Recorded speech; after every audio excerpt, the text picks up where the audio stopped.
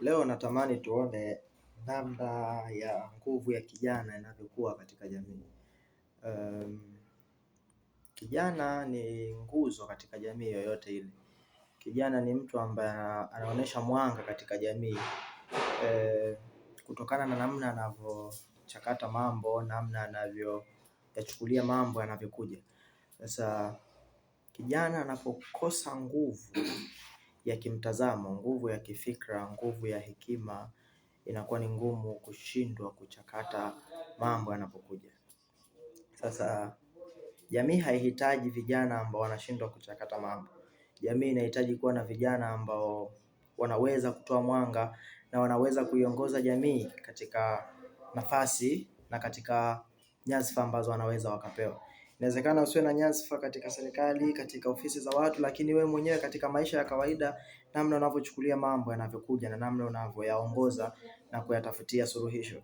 Tumekuwa na jamii ambayo kwa asilimia, sio yote, sio asilimia kubwa, ila kwa asilimia vijana wamekuwa wanashindwa kufanya maamuzi na kutoa mwanga katika jamii ili kuona tunafikia katika muktadha wa namna gani na muktadha wenye malengo katika jamii. Jamii haihitaji watu ambao wamekuwa wakilalamika, japo kulalamika ni sehemu ya maisha ya mwanadamu, kwa sababu huwezi kuacha kulalamika pale mambo yanapokuwa hayaendi. Lakini nini kinatokea baada ya kulalamika? Ni kutafuta suluhisho ya kile ambacho kinaonekana ni kigumu. Sasa kijana lazima uhakikishe kuwa una hekima ya ndani ya kuchukulia mambo yanavyokuja, haijalishi ni katika ukubwa wa namna gani, ni katika udogo wa namna gani, ni katika namna ya hali ya kuumiza ama si ya kuumiza, lakini jamii inahitaji utoe mwanga na jamii inakuhitaji uende ukatoe suluhisho katika hiyo changamoto.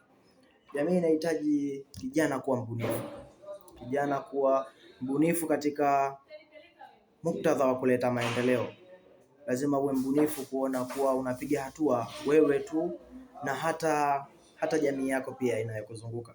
Jamii ya karibu, jamii yako ya mbali, watu wote wanaokuzunguka wanapiga hatua kutokana na faida ya wewe ulivyofanya ubunifu. Kumbuka kuwa mtu mmoja anaweza akatengeneza nafasi kwa watu wengine kutokana na kitu ambacho amekibuni. Leo tumekuwa na watu wamebuni biashara, wameajiri watu tofauti tofauti ambao ni mawazo waliokuja nayo. Tumekuwa na wasanii ambao wameajiri dancers ambao wanapata mshahara na wanapata kipato, lakini ni wazo ambao lilikuja na mtu ambao tunaweza tukasema ni kipaji cha mtu kimeweza kufanikisha ajira kwa watu wengine. Mtu huyu ameajiri maproducer, ameajiri watu tofauti tofauti. Kwa hiyo ni lazima kuwa mbunifu. Unapokuwa mbunifu unatengeneza mazingira ya watu wengine kupanda katika mabega yako. Kwa hiyo jamii inahitaji watu wa namna hiyo. Kuna watu ana uwezo fulani, ana kipaji cha kufanya kitu fulani, lakini naweza nikasema hofu. Sasa hofu imekuwa ni adui kwa vijana. Hofu imekuwa ni adui katika jamii kwa sababu imedidimiza na imeharibu ndoto na maono ya watu wengi. Sasa jamii haihitaji watu wa namna hiyo. Jamii inahitaji kuwa na uthubutu wa kutimiza hayo malengo yako.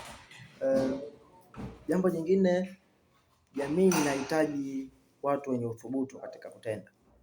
Uthubutu katika maamuzi, uthubutu katika kutenda jambo, sio tu katika nadharia, ila jamii inahitaji kuona kwa vitendo. Jamii sasa hivi haihitaji nadharia. Nadharia ni kule kuwa na vitu katika makaratasi, kuwa na vitu katika fikra. Kuvisema tu kwa maneno haitoshi, inahitaji kufanya mambo yaonekane. Inawezekana ikawa ni changamoto wakati unaanza, kuwa watu wanaweza wasiwe na huo mwitikio, wasivutike kwa kiasi kikubwa kutokana na fikra yako ilivyo, lakini inawezekana wewe mwenyewe utakapoanza kujiamini kuwa unaweza kufanya, na jamii ya watu wengi na jamii yako kubwa itakusaidia wewe kufanya hayo mambo na kuwa mtu mkubwa zaidi. Nichukue fursa hii kuwataka vijana kujua nguvu yao ya ndani, na nguvu ya kijana ipo katika maamuzi. Penda kufanya maamuzi yaliyo sahihi, penda kufanya mambo, penda kujaribu ili kuleta mwanga na wigo mpana wa kimaendeleo katika jamii yako. Asante na tuonane katika wakati mwingine.